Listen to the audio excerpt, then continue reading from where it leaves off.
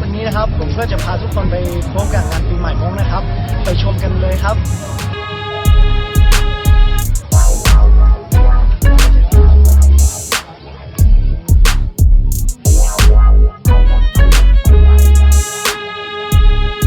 งานปีใหม่นะครับก็มี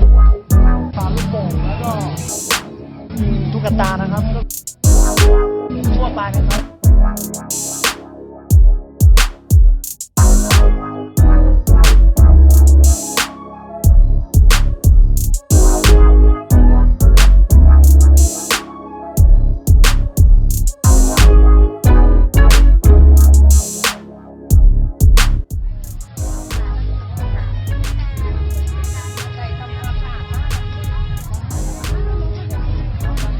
ด้านนี้ก็คือ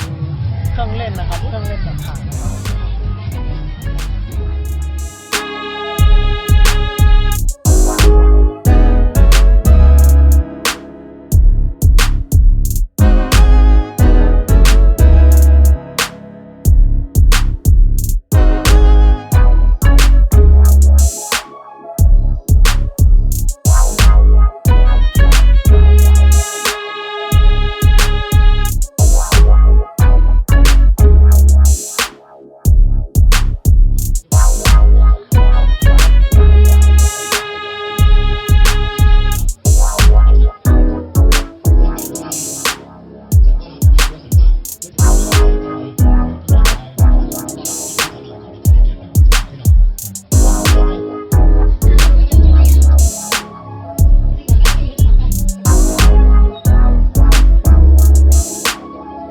ตรงนี้นะครับเขาจะมี